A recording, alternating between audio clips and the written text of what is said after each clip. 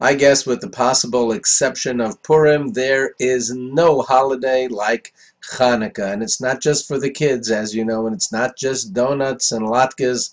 It's an 8-day festival of joy commemorating the miracles that happened to the Jewish people over 2,000 years ago in the Second Temple, when, of course, they defeated the Syrian Greeks in the famous wars and then found a flask of oil in the temple that was untarnished and untouched and able to be used to kindle the menorah. And Jews all over the world this week are lighting the menorah and commemorating the miracles. But you know what?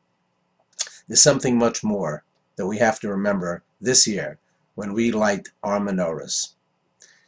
7 is a big number in Judaism. 7, of course, commemorates the 7 days of the week and 7 days of the Shiva that we have in mourning and the 7 heavens. I'm in 7th heaven, right?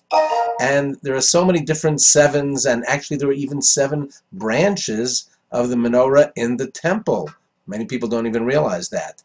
And yet, interestingly, the oil that was found by the Jewish people in the temple lasted not 7 days, but 8 days.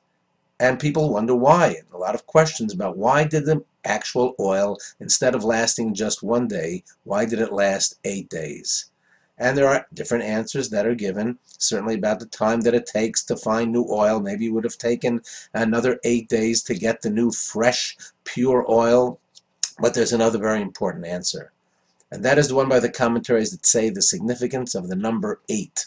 Yes, Judaism is dominated by the number 7, but that only pertains to our physical reality.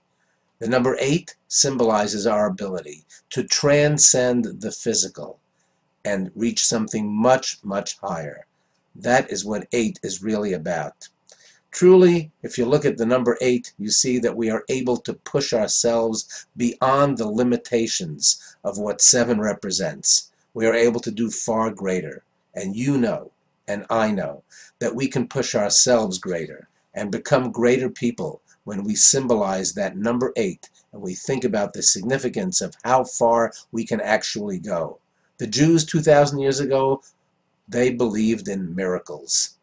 They believed that they could defeat the armies that were so far greater than them. They believed that somehow they would get a new menorah and they would get oil that they could use. They believed in those miracles, and it happens. And today, the Jewish people today, after the horrible Holocaust of 1940s, they rebuilt. We rebuilt ourselves.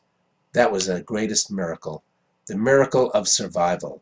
We need to look at those candles. We need to look at those lights and remember the miracles that not only that have happened to us, but the miracles that can still happen to us.